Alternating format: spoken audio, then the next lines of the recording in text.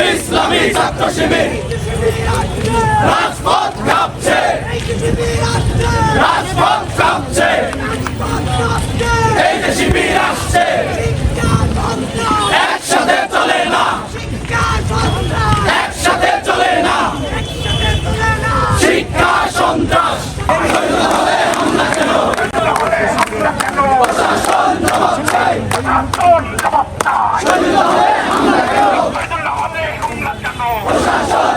চাই। আমরা সারা দেশে দেখেছি যে জায়গায় সন্ত্রাস, যে জায়গায় চাঁদাবাজি, সেই জায়গায় ছাত্র দলের নাম, বিএনপির নাম।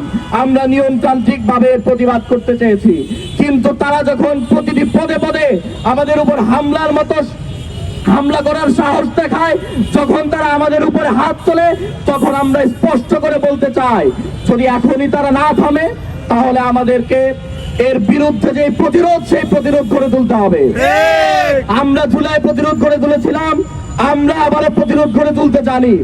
আমরা ছাত্র সমাজকে আহ্বান করতে চাই, এই ছাত্র দল নতুন করে বিভিন্ন ক্যাম্পাসে গণরুম তৈরি করছে, এই ছাত্র দল নতুন করে আবার গেস্ট রুমের কালচার ফিরিয়ে আনতে চায়। আমরা আপনাদের আহ্বান করতে চাই, কারা আপনার অধিকার নিয়ে কথা বলে সেটি দেখতে শিখুন, কারা আপনার অধিকার নিয়ে কথা বলে সেটি দেখতে শিখুন।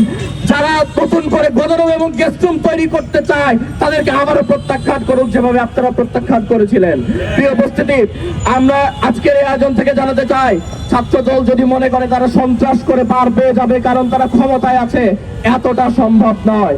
আমরা দেখেছি ক্ষমতার চূড়ান্ত রূপ নিয়েও ছাত্রলীগ এই ক্যাম্পাস থেকে কিভাবে বিতাড়িত হয়েছিল। আমরা ঠিক সেভাবেই ছাত্র দলকেও বিতাড়িত করব যদি সেই প্রয়োজন আসে। প্রিয় উপস্থিতি, আমরা দেখেছি সারা দেশে ছাত্র দল বিভিন্ন ক্যাম্পাসগুলোতে গণরুম তৈরি করছে, 2 রুমে 24 জন ছাত্রকে তারা জায়গা দিয়েছে, আমরা দেখতে পেয়েছি। অথচ এই ক্যাম্পাসে যখন শিক্ষার্থীদের অধিকার নিয়ে আমরা কাজ করি, হল সংসদ যখন কাজ করছে, তখন আমরা দেখতে পাচ্ছি দফায় দফায় প্রভোক্তা নির্বাচিত প্রতিনিধিদের সুপোজ নোটিশ পাঠাচ্ছে। কারণ কি? কারণ হচ্ছে তারা শিক্ষার্থীদের অধিকার নিয়ে কাজ করছে, তাদের শিক্ষার্থীদের অধিকার দিতে তাদের সমস্যা, অথচ যারা এই ক্যাম্পাসে দিনে দুপুরে সন্ত্রাস করে তাদের বিরুদ্ধে কোনো ব্যবস্থা নিতে তারা পারছে না। আজকে আমরা দেখেছি প্রক্টর অফিস থেকে বলা হচ্ছে রাগের মাথায় সবাই নাকি কিছু করে ফেলে। রাগের মাথায় যদি করে সবকিছু জাস্টিফাইড হয়, তাহলে কি এই রাগের মাথায় যদি কেউ সন্ত্রাস করে সেটা কি বৈধ? অথচ আমরা দেখলাম প্রক্টর অফিসের মতো এরকম একটা দায়িত্বশীল জায়গা থেকে তাদের এই হামলাকে জাস্টিফাই করা হলো। আমরা জানাতে চাই, এই ধরনের বক্তব্যকে অবশ্যই প্রত্যাহার করতে হবে এবং এই বিশ্ববিদ্যালয়ের শিক্ষার্থীদের কাছে ক্ষমা চাইতে হবে। প্রবোস্ট রুমে একটি শান্তিপূর্ণ মিটিংয়ে ছাত্র দলের গুন্ডা বাহিনী যেভাবে আক্রমণ করেছে, তাতে খুবই স্পষ্ট যে ছাত্রদল ক্যাম্পাসগুলোতে আবার দখলদারিত্বের রাজত্ব কায়েম করতে চায়।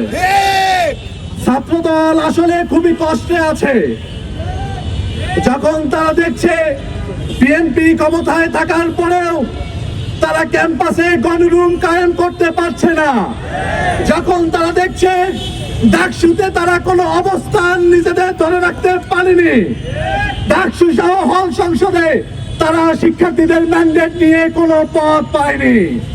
এরপরেও যখন তারা দল ক্ষমতায় থাকার পরেও যখন তারা শিক্ষার্থীদের ম্যান্ডেট পেতে ব্যর্থ হয়েছে, তখন তারা তাদের সন্ত্রাসী কার্যক্রমকে আর থামিয়ে রাখতে পারছে না। আমরা স্পষ্ট করে বলে দিতে চাই, ছাত্র দলের শহীদুল্লাহ আলম সদস্য সচিব জুনায়েদ আবরার শাহবাগ থানায় ডাকসু হল সংসদ এবং সাংবাদিকদের উপর হামলার নেতৃত্ব দিয়েছিল। সেই হামলার তদন্ত রিপোর্ট বের হয়নি, কোন ধরনের ব্যবস্থা না নেওয়ার কারণে এরা লাগাম ছাড়া হয়ে গেছে। এই ছেলেরাই আবার নতুন করে শিক্ষার্থীদের উপর, ইসলামী ছাত্র শিবির সহ হল সংসদের নেতৃবৃন্দের উপর হামলা করার সাহস করছে।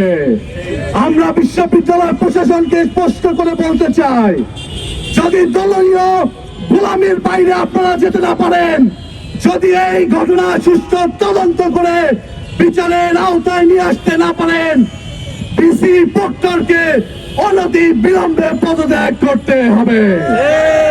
আমরা অনেক ধৈর্য ধরেছি। আমরা অন্যায়কারীদের শাস্তি নিশ্চিত না হওয়া পর্যন্ত আমরা আমাদের লড়াই সংগ্রাম চালু রাখবো এবং সকল হলে ক্যাম্পাসে শিক্ষার্থী বান্ধব পরিবেশ নিশ্চিত করার জন্য আমরা বিশ্ববিদ্যালয়ের প্রশাসনকে অনতি বিলম্বে উদ্যোগ নেওয়ার আহ্বান জানাচ্ছি। এবং আপনারা জানেন শহীদুল্লাহ হলের প্রবেশ যখন ছাত্রলীগের এই হামলা তিনি নিবৃত্ত করতে পারলেন না, তার ছাত্র দলের এই হামলা নিবৃত্ত করতে পারলেন না, সে সময় উনি নিজের দায় স্বীকার করে উনি পদত্যাগ করতে বাধ্য হয়েছেন।